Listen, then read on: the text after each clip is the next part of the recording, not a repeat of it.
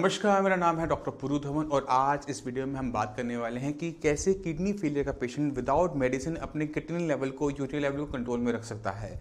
हम सब जानते हैं कोरोना वायरस की वजह से अगले 21 डेज तक पूरा इंडिया बंद है और इस इंडिया बंद होने की वजह से साई संजीवनी के जितने भी पेशेंट चल रहे थे, अराउंड 14,000 पेशेंट्स किडनी फेलियर के जो चल रहे हैं उनको मेडिसिन नहीं जा पाएगी। तो बहुत इंपॉर्टेंट हो जाता है उन सभी किडनी फेलियर पेशेंट्स के लिए अपने लेवल को मेंटेन करना कि कम से कम वो बढ़े नहीं, चाहे वो घटे नहीं बट बढ़ने भी नहीं चाहिए। बहुत इंपॉर्टेंट है हर किडनी फेलियर पेशेंट के लिए। इसलिए जो वीडियो मैं आपको आज बताने वाला हूँ उसको आप स्ट्रिक्टली फॉलो करोगे, कोई भी गलती नहीं करोगे।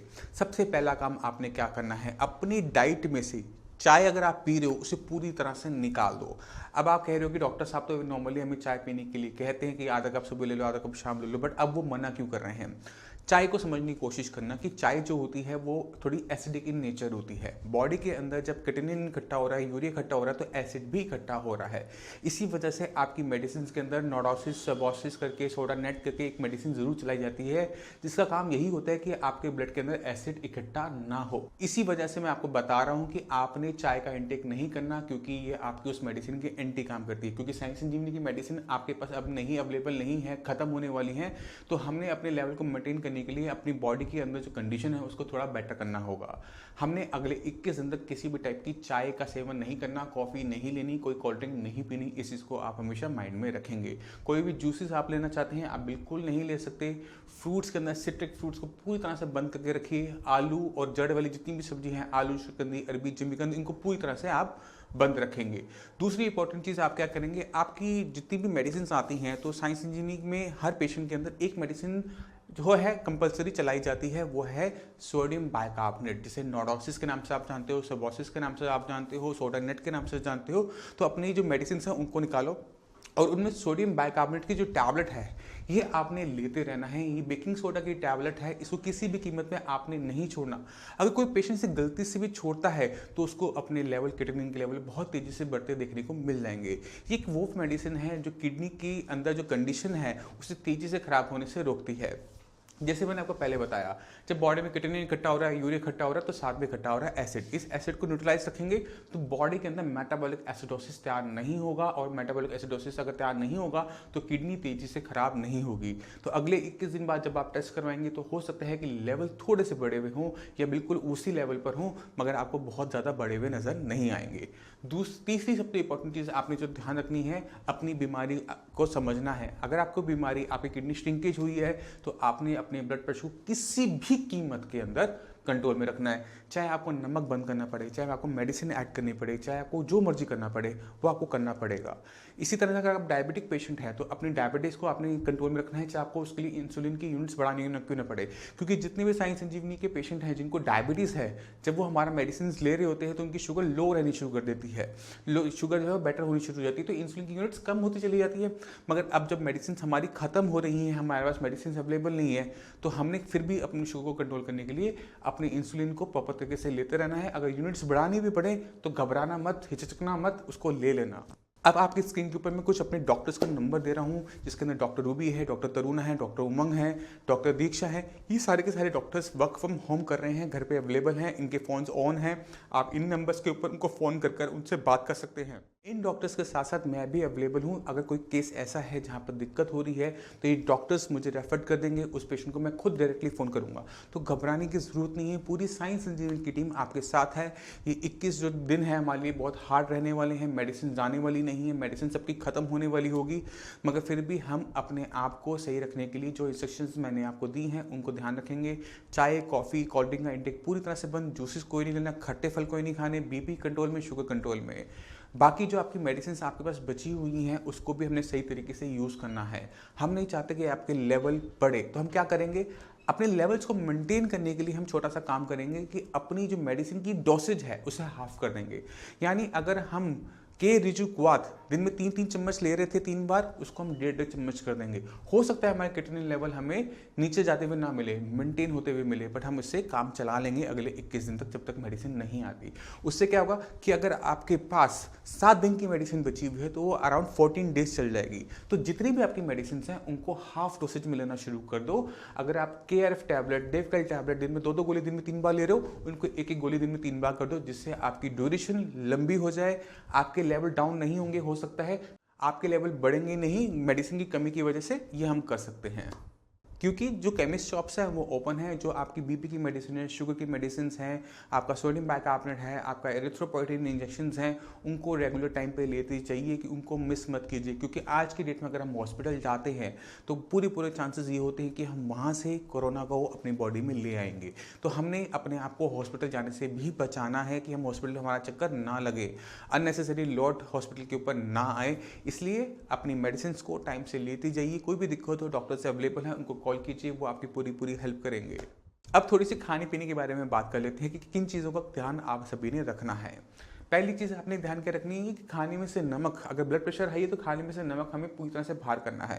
मगर खाने में से अगर जब नमक जाता है तो खाने का जो टेस्ट है वो खत्म हो जाता है, और टेस्ट ना हो तो खाना खाया नहीं जाता, और 21 दिन अगर खाना खाने को ना मिले तो बहुत दिक्कत वाली बात है।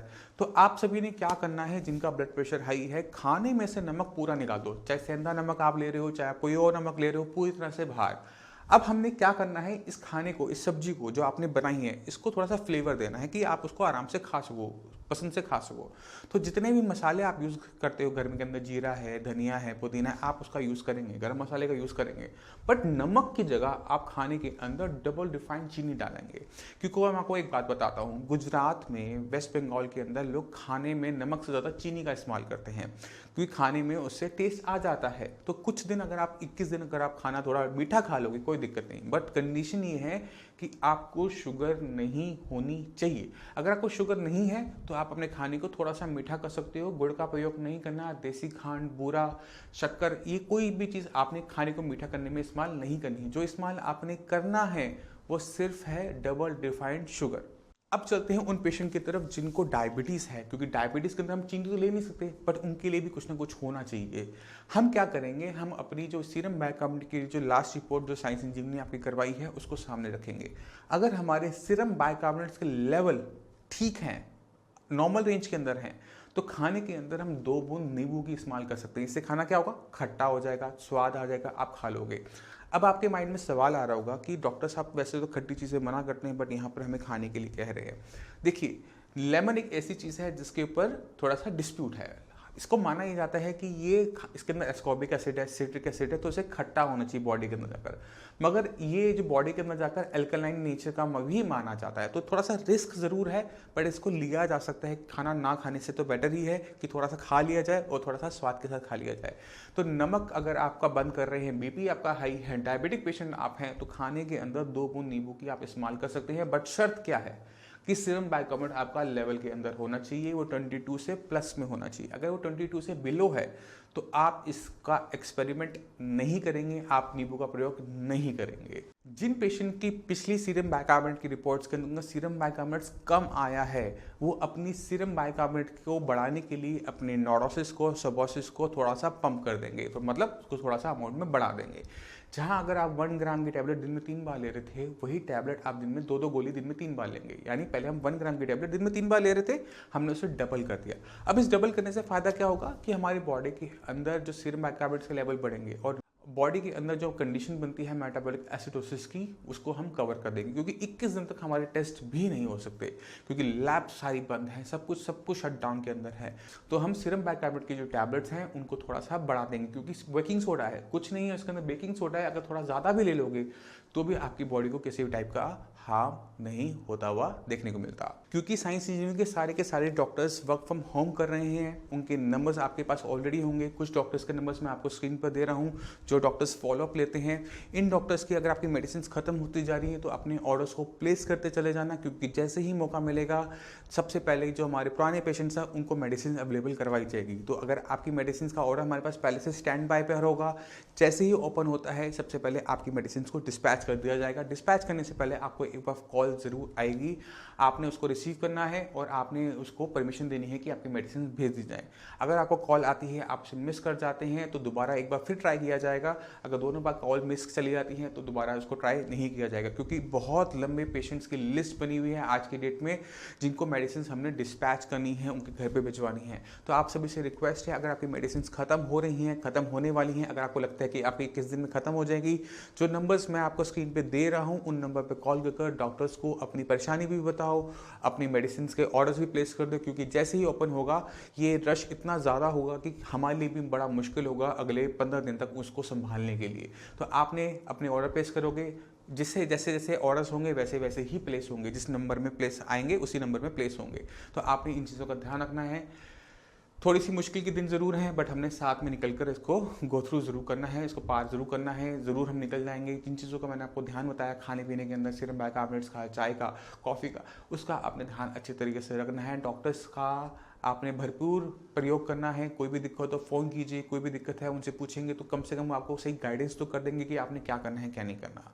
और इन 21 डेज़ में मैं कोशिश करूंगा कि किडनी से रिलेटेड और नई वीडियोस में आपको ला के देता रहूं, जिससे आप सभी अपने आप को, अपनी किडनी फेलियर की कंडीशन को और अपडेट कर सकें, अपनी नॉलेज को और अपडेट कर सकें, जिससे आपकी किडनी फेलियर की कंडीशन है वो पहले से बेटर कंट्रोल में बनी रहे। अब इसी के साथ आप सभी से मैं चलने की आगे चाहूँगा। मिलते हैं अगली वीडियो में, तब तक के लिए धन्यवाद। घर में रहिए, सुरक्षित रहिए, घर से बाहर बिल्कुल मत जाइए, क्योंकि किडनी आपकी ख़राब है। अगर इन्फेक्शन होता है तो सबसे बुरा असर आपकी किडनी पर ही पड़ेगा। इसी के साथ धन्यवाद।